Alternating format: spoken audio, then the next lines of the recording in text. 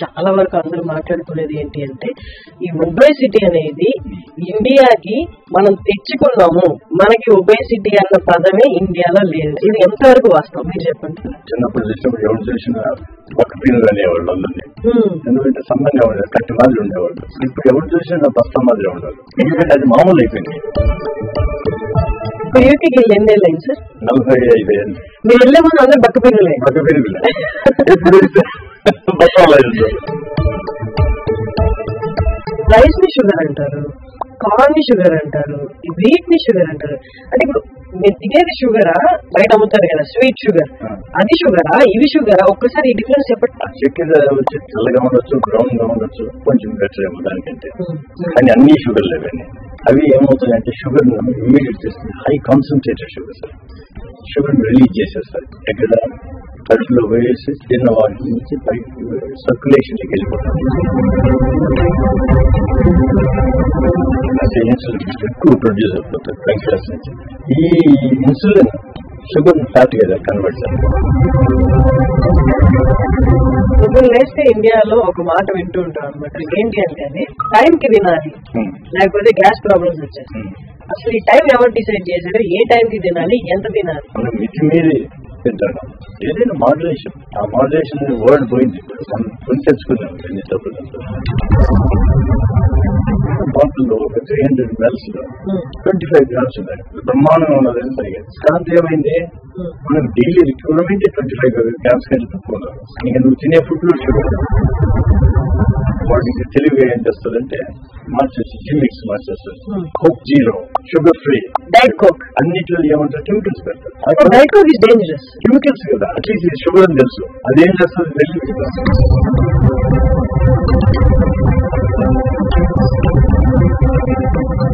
బరువు తగ్గించే process time తో ఎలా మారిందో నేను మీకు ఇవాళ చెప్పబోతున్నాను. పూర్వం బరువు తగ్గాలి అంటే సర్జరీ, క్లినికల్ గా మాట్లాడి అంటే మనకి ఓపెన్ సర్జరీ చేసేవాళ్ళు. అంటే మన బాడీని ఓపెన్ చేసి సర్జరీ అనేది పర్ఫార్మ్ చేసేవారు బరువు తగ్గడానికి. అది ఓపెన్ బేరియాట్రిక్ సర్జరీ అనేవాళ్ళు. దాంట్లో చాలా వరకు ఫెయిల్యూర్స్ కనిపించాయి. ఆ సర్జరీకి వెళ్ళిన వాళ్ళందరూ అనస్థీషియా ఇవ్వడం వల్ల కానీ అట్లా చాలా వరకు ఫెయిల్యూర్స్ కనిపించాయి. తర్వాత వచ్చింది లాప్రోస్కోపిక్ బేరియాట్రిక్ సర్జరీ.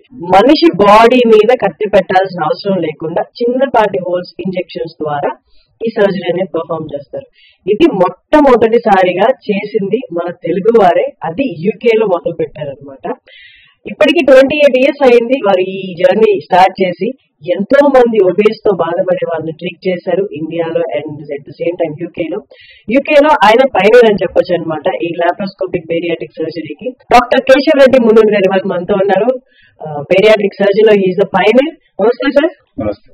సార్, మీకు 28 years ఆఫ్ ఎక్స్పీరియన్స్ ఉంది ఈ ఫీల్డ్ లో. ఫస్ట్ ఎలాంటి సర్జరీలు జరిగేది, నెక్స్ట్ ఏంటి, మీరు తీసుకొచ్చిన ఇన్ఫెక్షన్ ఏంటి, ఒక్కసారి చెప్పండి. ఇప్పుడు ఇంగ్లాండ్ లో ఉన్నప్పుడు బ్యారెటిక్ సర్జరీ, ఓపెన్ సర్జరీ చేసేవాళ్ళు ముందు అది నిలిపేసేసారు.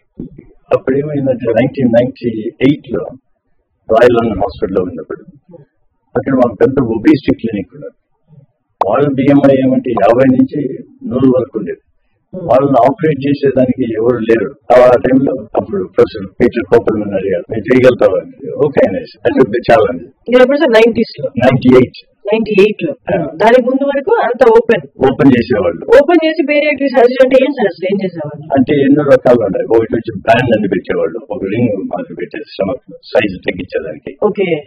తర్వాత అది కాంప్లికేషన్స్ వాటితో నిలిపేసేసారు. తర్వాత ఫుడ్ తింటే వెళ్ళి ఒక సంచిలో ఉంటుంది ఇక్కడ, ఆ సంచికి బ్యాండ్ వేసేసారు. కాబట్టి కొద్దిగా తింటే కడుపు నిండిపోతుంది, ఫుల్నెస్ వస్తుంది, దానిలో నిలిపేసేది.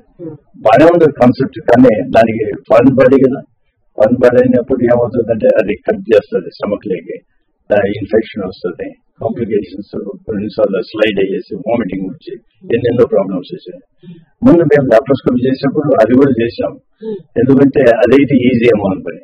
But within no time ఏమని అనిపించిందంటే ఈ ఆపరేషన్ వల్ల కాంప్లికేషన్స్ ఎక్కువవుతున్నాయి, కానీ మనుషులు బరువు తగ్గేదే లేదనేసి నిలిపేసి మిగతా ప్రక్రియలో పోయినా స్టమక్ చిన్నది చేసేదానికి, అంటే బ్యాగ్ లైక్ స్టమక్ దగ్గర ఉంటే సంచి మాదిరి ఉండేదాన్ని ఒక ట్యూబ్ మాదిరి చేసేసాం.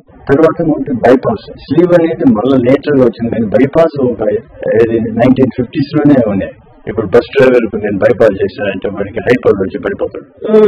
వాడికి అది అప్రాపరియేట్ ఆపరేషన్ అయినా అతని పనికి అది పనికి రాదు కాబట్టి స్లీవ్ చేసేస్తాడు. సో దట్ ఆ ప్రాబ్లం రాకుండా ఉండదు సార్. కానీ ఇప్పుడు బయట చెప్పేది చాలా వరకు అందరూ మాట్లాడుకునేది ఏంటి అంటే ఈ ఒబేసిటీ అనేది ఇండియాకి మనం తెచ్చుకున్నాము, మనకి ఒబేసిటీ అన్న పదమే ఇండియాలో లేదు. మనకి అన్నం తిన్నా ఏం తిన్నా మనం చేసే కష్టానికి ఎప్పుడు ఒబేసిటీ ప్రాబ్లం అనేది లేదు. ఇది ఎంతవరకు వాస్తవం మీరు చెప్పండి.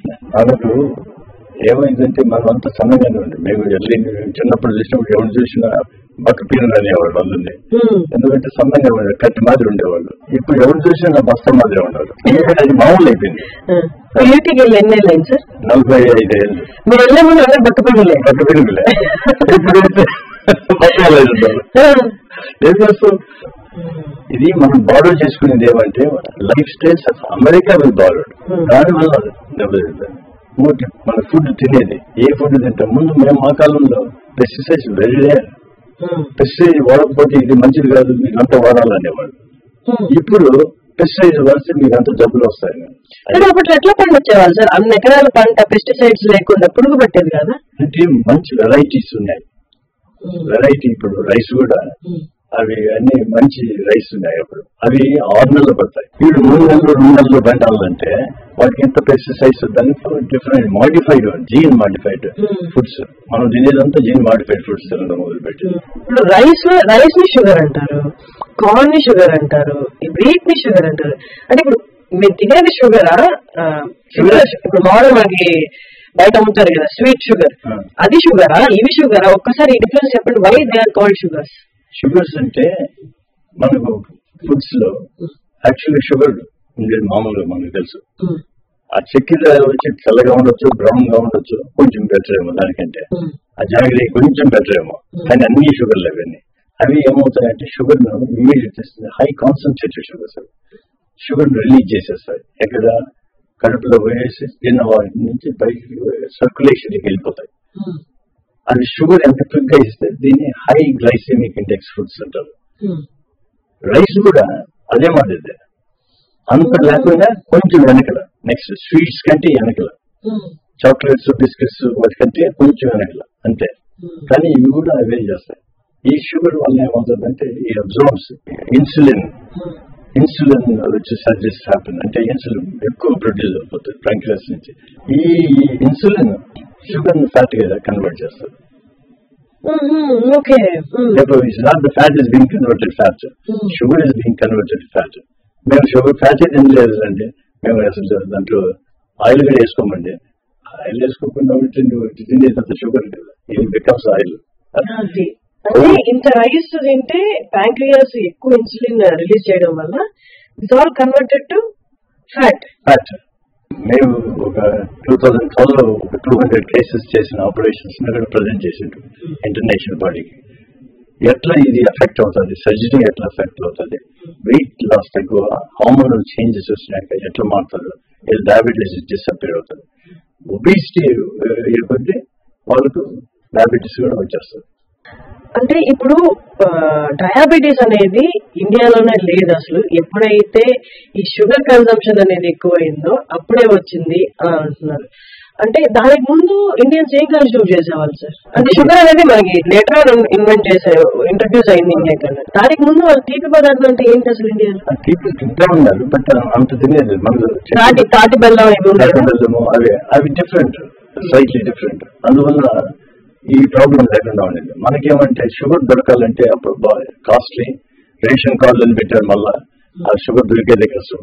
ఎప్పుడో స్వీట్ తింటే ఏది పండుగ పప్పానికి తినేవాళ్ళు. ఇప్పుడు రోజు తినాలి, తెల్లవారికి మధ్యాహ్నం సాయంత్రం చాక్లెట్, లేకుంటే ఈక్వలెంట్ చాక్లెట్స్. ఏమంటే ఫుడ్ లేనప్పుడు ఏం చేయాలా, మన బాడీ కొంచెం మంది స్టోర్ చేసుకోవాలి. ఇప్పుడు మన బాడీలో కూడా మనం స్టోర్ చేసుకోవాలి. అది ప్రొటెక్టివ్ మెకానిజం. ఈ జీన్స్, ఆ జీన్స్ ఏమైపోయినాయి ఇప్పుడు తయారీ మనకు కష్టం అయిపోయినాయి. ఎందుకంటే food is available everywhere. So ఇప్పుడు మీరు 40 years UK లో ఉన్నారు అండ్ బేరియాట్రిక్ సర్జరీలో you are there and 28 years అయిపోయింది మీ స్టార్ట్ చేసిన. అసలు ఇక్కడ ఫుడ్, అక్కడ ఫుడ్, ఇక్కడ జనాలు పాటించాల్సిన ఫుడ్ విషయంలో అక్కడ ఆల్రెడీ పాటిస్తున్నవి కొన్ని చెప్పండి సార్. ఎందుకు main reasons for obesity in India and UK? Main reasons in India వచ్చి ఏది food. First is the food type of food we consume. అంటే మనం high sugary foods, high GI foods అంటారు, గ్లైసెమిక్ ఇండెక్స్ ఫుడ్స్, వాటి వల్ల sweets, rice ఎక్కువ, కూరలు తక్కువ, వెజిటబుల్స్ ఇవన్నీ తగ్గిపోయినాయి మనం. And vegetables and fruits are protective to the body, cell protectors, antioxidants. మన ఫుడ్ అంతా మారిపోయింది. పసుపు వేస్తాం ప్లస్ యాంటీ ఆక్సిడెంట్ మర్చిపోయినారు జనాలు. ఆల్ యాంటీ ఆక్సిడెంట్ ఫుడ్స్ అంతా మారిపోయినారు. అట్లే దాంతోపాటు స్వీట్ కూడా ఉంటాయి కదా, ఇంకా మిగతా ఈ ఫుడ్ అంటే ఎంత తింటారు, ఎంత కర్రీ తింటారు, ఎంత రైస్ తింటారు. దాంతో రైస్ కొంచెం ఉండాలి, పిడికిడు, అంతకంటే ఎక్కువ ఉండకూడదు. అంత పైన ఏంటంటే నువ్వు ఊరికి అన్నెసరిగా నువ్వు బాడీని డ్యామేజ్ చేసుకుంటావు. సార్ పొద్దున్న లేస్తే ఇండియాలో ఒక మాట వింటూ ఉంటాం అనమాట, అది మన ఇంట్లో వాళ్ళ దగ్గర నుంచి కానీ బయట వాళ్ళ దగ్గర కానీ, అది మన వెల్విషన్స్ దగ్గర ఏంటి అంటే అది టైంకి తినాలి, లేకపోతే గ్యాస్ ప్రాబ్లమ్స్ వచ్చేస్తాయి. అసలు ఈ టైం ఎవరు డిసైడ్ చేశారు, ఏ టైంకి తినాలి, ఎంత తినాలి? 3 పూట్లని ఎవరు పెట్టారు? అది అవసరం లేదు, బాడీకి ఎంత కావాలి. అందులో వయసు వచ్చే కొద్ది మనం తగ్గించాలి. ఫస్ట్ ఆఫ్ ఆల్ ఇప్పుడు మన చిన్నపిల్లలు హై మెటాబలిజం ఉంటుంది కాబట్టి ఖర్చు కొద్ది ఎక్కడ పెట్టినా పరిగెత్తాను, మనం మన మీద పరిగెత్తాను లేదు కదా. కాబట్టి మనకు కావాల్సిన చాలా తగ్గాల. అప్పుడు ఇంత తింటాను, 20 దోశలు తింటామని చిన్నప్పుడు అయితే, ఇప్పుడు ఇప్పుడు 20 దోశలు పడిపోతుంది. అది దిస్ ఇస్ వాట్ మనం మితి మీది తింటాను. ఏదైనా మోడరేషన్, ఆ మోడరేషన్ అనే వర్డ్ పోయింది. ఇప్పుడు మితంగా తినాలి, మితంగా ప్రవర్తించాలి, ఏంటి పోయినా కదా. దాంతో మనం కొని తెచ్చుకున్నాం ఎన్ని తప్పులతో చాలా మంది. పూర్వము మన ఇండియన్స్ అందరూ లేదా సౌత్ తీసుకుంటే, సౌత్ లో ప్రతి ఒక్కరు పొద్దున్న స్టార్ట్ చేసేది, వాళ్ళ డే స్టార్ట్ చేసేది సద్య అన్నంతో. ఇది తెలిసి పెట్టారో తెలిసి పెట్టారో, దీని అడ్వాంటేజెస్ ఒక్కసారి మీరు చెప్పండి సార్. ఫేమస్ సద్య తినట్లేదు. ఇది బర్చర్ అని ఒకటి స్వీడిష్ డాక్టర్ ఉన్నాడు, బర్చర్ అని. అందులో ఎక్కడని మీరు కావాలంటే 1800s లో 1850s లో వాడు ఫుడ్ పెడతామంటే వాళ్ళకి అడగకుండా గ్యాస్ అంతా ఫామ్ అవుతుంది. వాడు ఏం చేసాడు, ఓట్స్ కదా అక్కడ వాడు తినేది, ఓట్స్ రాత్రి అంతా అలా నేలలో వేసి పెట్టేసేసాడు. మార్నింగ్ తినమన్నాడు, ఎవరికి లేవు గ్యాస్ ప్రాబ్లమ్ లేదు. ఏమంటే అది పార్షియలీ డైజెస్టెడ్ ఆల్రెడీ. ఆ ఫుడ్ పార్షియలీ డైజెస్ట్ అయిపోయింది కాబట్టి మనం తింటానే ఆ గ్యాస్ లో అవన్నీ పోయాయి. అందువల్ల బర్చెస్ ఓట్స్ అంటారు. యాక్చువల్లీ మనకి బ్రేక్ఫాస్ట్ కాన్సెప్ట్ కూడా లేదండి సార్. పొద్దున అల్పాహారాల కాన్సెప్టే లేదండి కదా. మన వాళ్ళు ఎప్పుడో 12కో 12:30కో సద్దం ఉంది అంటే అయిపోయి. అది ఎట్లే ఉంది, అందువల్ల ఎఫెక్ట్ కాదు, ఈ బ్లడ్ ప్రెషర్ పోదు, డయాబెటీస్ కాదు, ఇవన్నీ ఎవరికి లేదు. ఇప్పుడు పూర్వీకులు వాళ్ళకు డయాబెటీస్ లేదు, ఎందుకంటే పార్ట్ ఆఫ్ ద రీజన్ ఏమంటే స్ట్రెస్ లేదు. అవి తగ్గించుకోవాలి. స్లీప్ ప్యాటర్న్స్, స్లీప్ మన బాడీకి కావాలి 6 to 9 hours. అదిలే మనం ఏమంటే ఎప్పుడు సోషల్ మీడియా ఉంటాం, 2 గంటల వరకు మీరు కొట్టు, మళ్ళీ 5-6 లేయాల వర్క్. ఎక్కడ స్లీప్ వస్తుంది, వర్క్ లో కూడా నిద్రపోతారు. That also affects you. And sir ఇంకొకటి, ఇండియాలోకి సాఫ్ట్ డ్రింక్స్ ఇంట్రడ్యూస్ అయిన దగ్గర నుండి ఇప్పుడు దాకా పెరుగుతూనే పోయింది, కానీ ఈ డయాబెటీస్ అనేది తగ్గలేదు. అండ్ యూకేలో అగైన్ సాఫ్ట్ డ్రింక్స్ మీరు చేసింది అండ్ ట్యాక్స్ ఇంక్రీజ్ చేయమని మీరు పెట్టింది ఒకటి ప్రపోజల్ తీసుకున్నాడు. ఒక్కసారి ఆ జర్నీ గురించి చెప్పండి సార్. షుగర్ లాబీ వాళ్ళు ఏం చేస్తారంటే సైంటిస్టులు తీసుకుని వాళ్ళకి ఫండ్స్ ఇచ్చి వాళ్ళు చెప్పిన రీసెర్చ్ ఎంతో తప్పు చెప్పమన్నారు. తప్పు చెప్తారు, చదువు వస్తుంది కదా అంటే. But they are not true scientist, they are all fake scientist. మేము అన్ని న్యూస్ లో వినేది లేకపోతే రీసెర్చ్ అంతా ఉండేది కొంచెం తమాయించుకుని ఆలోచించి చేయాలి. రీసెర్చ్ వచ్చేసింది, దీనివల్ల కరెక్ట్ మనం అనేది అన్ని తప్పులు. ఇప్పుడు మేము ఒకసారి తెలిసిపోయింది జనాలకు, అందువల్ల చాలా మంది వీగన్స్ అయిపోయారు. ఎందుకంటే vegan vegetarian food is important. దాంతో షుగర్స్ తగ్గిపోతాయి కదా. ఇప్పుడు కోకోకోలాని ఎన్నో కోలలు ఏదైతే ఉండాలి, ఎన్నో ఉండాలి ఫ్యాంట్ అంటే అన్నింటిలో వాళ్ళ చిన్న బాటిల్లో ఒక 300 ml లో 25 grams ఉన్నాయి. ఇంత బాటిల్లో 25 grams బ్రహ్మాండంగా ఉండాలని తాగేది. దాంతో ఏమైంది, మనం డైలీ రిక్వైర్మెంట్ 25 grams కంటే తక్కువ ఉండాలి. ఇంకా నువ్వు తినే ఫుడ్ లో షుగరే, తినేదంతా షుగరే. More than your requirement, you already had it. It one soft drink, energy drinks. And childhood is the most important. ఇప్పుడు మీరు అంటారు కదా ఏమి స్టేజెస్ మనం ఏమి తీసుకోవాలా, ఇవంతా చైల్డ్హుడ్ నుంచి స్టార్ట్ అవుతుంది. చైల్డ్హుడ్ ప్రెగ్నెన్సీ స్టార్ట్ అవుతుంది. అందువల్ల అక్కడ కూడా ఇంగ్లాండ్ కూడా ఇప్పుడు ఆల్కహాల్ అని నిలిపేసేసారు డ్యూరింగ్ ప్రెగ్నెన్సీ. అదే ఎఫెక్ట్ అవుతుంది కదా. ఫుడ్ నిలిపేసేసారు వాళ్ళు కూడా తాగేది. అంటే అది education, it change mind set and total life style for people. Smoking and alcohol ఆ రెండు నిలిపేసేసి ఇవి నెక్స్ట్ స్టేజ్ ఎఫెక్ట్ అవుతాయి చైల్డ్. తర్వాత స్లీప్ లేకుండా ఇవేమవుతుందంటే చైల్డ్ లో స్టార్ట్స్ బికమింగ్ ఫ్యాట్. ఫ్యాట్ అయినాడు మళ్ళీ వాడు ఫ్యాట్ ఫుడ్ తిన్నాడనుకో ఇంకా వెరైటీ అనేది ఇంకా యాంటీబయాటిక్స్ చిన్నప్పుడు యాంటీబయాటిక్స్ వాడతారు. ఏ జబ్బు వచ్చినా మన యాంటీబయాటిక్స్ మార్పు దాని అనర్థం అయితే దానివల్ల ఏమైందంటే లివర్ డిసీజ్ వచ్చేసింది. వాళ్ళు దీనివల్ల ఎఫెక్ట్ అయినది మెటబాలిక్ అసోసియేటెడ్ ఫ్యాటీ లివర్ అంటారు. అది అంతా ఎందుకంటే యాంటీబయాటిక్స్ వల్ల. అండ్ ఇంకొకటి సార్ మనం ఇందాక సద్దనం గురించి మాట్లాడుకున్నప్పుడు అది ప్రోబయాటిక్ యాక్చువల్లీ. ఇప్పుడు ప్రోబయాటిక్ అని కొత్తగా కాన్సెప్ట్ ఒకటి మాట్లాడటం ప్రోబయాటిక్స్ తీసుకోండి అన్నాం. కొన్ని డ్రింక్స్ ఉన్నాయి ప్రోబయాటిక్ డ్రింక్స్ అవి పడగలపం తీసుకోవాలి అంటారు. అది గుడ్ ఆర్ నాట్? అంటే probiotic in general are good anyway and they don't do any harm. How much good అనేది మనకు తెలియాలి. మనం ఈ ప్రోబయాటిక్ తీసుకుంటే అవన్నీ డ్యామేజ్ అయిపోతాయి యాక్చువల్ గా. ఏమంటే స్టమక్ లో యాసిడ్ ఉంటుంది కదా, acid kills most of the things. తీసుకుంటే అయిపోతుంది. కాబట్టి వాటర్ ఏదైనా తాగేసేసి బాగా ఆ యాసిడ్ అంతా డైల్యూట్ చేసి అప్పుడు కావాలంటే తీసుకుంటే అది మంచిది. ఓకే. సో ఎవరైతే ప్రోబయాటిక్ తీసుకుంటున్నారో పరగడుపునే కాకుండా కొంచెం వాటర్ తాగి ఫ్లష్ అవుట్ అయిన తర్వాత they can have it. Coffee తాగేది కూడా అంతే కదా, నీళ్లు తాగేసేసి మన కాఫీ తాగుతుంది. ఎందుకంటే ఇరిటేట్ చేస్తుంది. కొందరికి ఇరిటేట్ కాదు, but most of the people irritate. అందులో నీళ్లు తాగిస్తే కొంచెం అదంతా సర్ఫేస్ అంతా ఇది అవుతుంది, అప్పుడు కాఫీ తాగిన వల్ల. Okay sir, according to Indian climate ఇక్కడ ఉన్న ఎన్వైరన్మెంట్ ప్రకారం మార్నింగ్ టు ఈవినింగ్ వాళ్ళు ఏం తినాలి, ఎప్పుడు తినాలి, ఎన్నిసార్లు తినాలి? మనిషికి అవసరం ప్రకారం తినాలి. ఆకలి కాబట్టి తినద్దు. ఈ పొద్దున మధ్యాహ్నం సాయంత్రం డిన్నర్ అవేమి నేను ఫుడ్ తిన్నాను అనుకో నిద్ర వచ్చేస్తుంది, నిద్రపోతాను. మనకి అవసరమైనంత తినాలా, తినకూడదు. అవసరం ఏముంటుంది? తక్కువ తింటే మంచిది కదా. మనం తినేదానికి బతుకుతున్నామా, బతికేదానికి తింటున్నామా అది తెలుసుకోవాలి. అది తెలుసుకోవడానికి చాలా టైం పట్టేస్తుంది కదా. అది ఎర్లీగా తెలుసుకుంటేనే మేలు, ఎర్లీ బెటర్. తర్వాత ఫుడ్స్, ఎటువంటి టైప్ ఆఫ్ ఫుడ్స్. మనం జనరల్ గా ఇంతకుముందు నాన్ వెజిటేరియన్ అనేవాడు కూడా వన్స్ ఏ మంత్ తినేవాడు, కాబట్టి ఆల్మోస్ట్ వెజిటేరియన్. ఫిష్ మంచిది, ఎగ్స్ మంచిది. ఫిష్ జనరల్లీ ఓకే, ఎందుకంటే ఆ ఫిష్ ఎక్కడి నుంచి వచ్చింది ఐగేదో కదా, అది మనంతా రీసెర్చ్ చేయలేం కాబట్టి. ఆలోచించండి, ఇప్పుడు వాడు ఇంగ్లాండ్ లో సాల్మన్ తినేది, సాల్మన్ ఫిష్ మంచిది అని తిన్నారు. కానీ సాల్మన్ ఫిష్ నీకు న్యాచురల్ నుంచి వచ్చేది తక్కువ, అది పట్టేది కష్టం. వీళ్ళు గ్రో చేయడం మొదలు పెట్టాడు ఎడిన్బర్గ్, స్కాట్లాండ్ లో. దీంట్లో మెర్క్యూరీ లెవెల్స్ ఎక్కువ ఉంటాయి. Mercury better to kill other things. Poisoning, mercury poisoning. ఆలోచించాలి, మనం నోట్లో ఏం పెడుతున్నామని అది ఆలోచించాలి. నేను పెట్టి తగ్గదు అంటారు. మరి నువ్వు పుట్టిన ఫుడ్ ఏంటి అంత పాయిజన్ ఏది అంటారు. ఇప్పుడు ఇంతమంది అన్నారు కదా మీరు, కోలాలు ఇవన్నీ వాడు ఇంకా తెలివిగా ఏం చేస్తారంటే మార్చేసి జిమ్మిక్స్ మార్చేస్తారు. Coke zero, sugar free, diet coke, what ever, అన్నిట్లో ఏమంటారు కెమికల్స్ పెడతారు.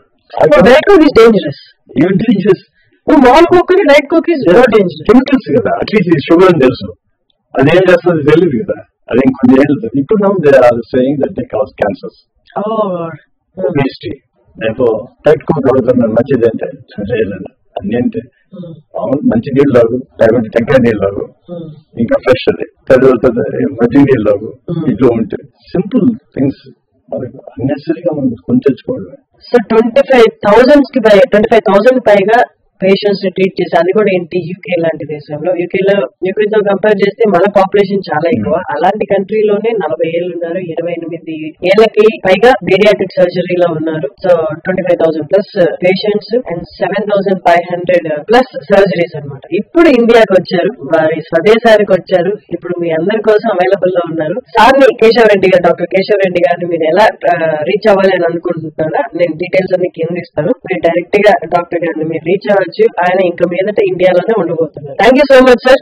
ఫైనల్లీ మీరు ఇండియాలో మా అందరి కోసం వెనక్కి తిరిగి వచ్చి మా అందరి కోసం మీ ఎక్స్పీరియన్స్, మీరు అక్కడ ట్రీట్ చేసిన ఎక్స్పీరియన్స్ దగ్గరికి వచ్చారు కాబట్టి మీ ఎక్స్పీరియన్స్ గురించి నేను చెప్పాల్సిన అవసరం లేదు, చూసిన వాళ్ళందరికీ అర్థమై ఉంటుంది. Thank you so much sir.